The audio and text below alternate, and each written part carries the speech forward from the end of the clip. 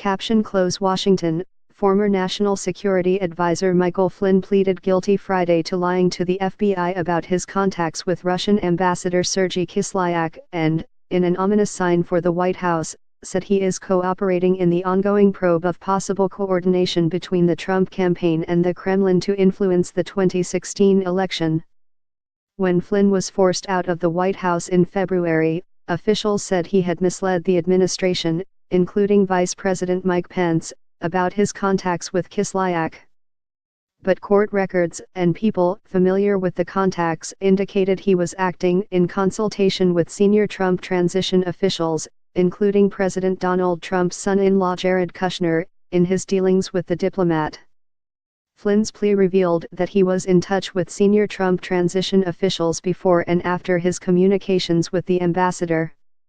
The pre-inauguration communications with Kislyak involved efforts to blunt Obama administration policy decisions on sanctions on Russia and a UN resolution on Israel, potential violations of a rarely enforced law.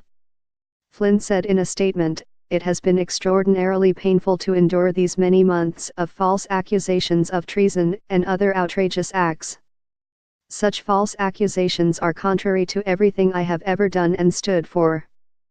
But I recognize that the actions I acknowledged in court today were wrong, and, through my faith in God, I am working to set things right. My guilty plea and agreement to cooperate with the special counsel's office reflect a decision I made in the best interests of my family and of our country.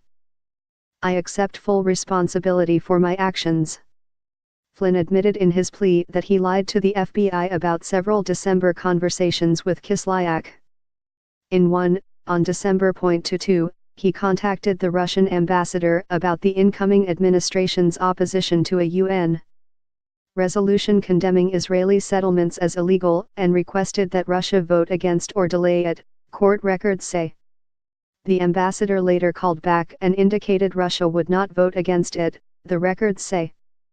In another conversation, on December 29, Flynn called the ambassador to ask Russia not to escalate an ongoing feud over sanctions imposed by the Obama administration, court records say.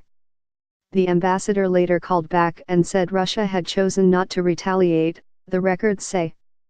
Flynn admitted as a part of his plea that when the FBI asked him on January 24, 4 days after Trump was inaugurated, about his dealings with the Russians, he did not truthfully describe the interactions. But perhaps more interestingly, he said others in the transition knew he was in contact with Kislyak.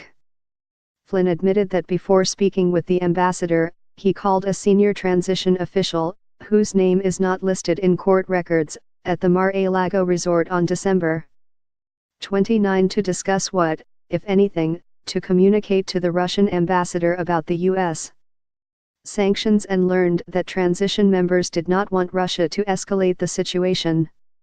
And when the ambassador later informed him Russia would not retaliate, Flynn told senior members of the transition team, court records say.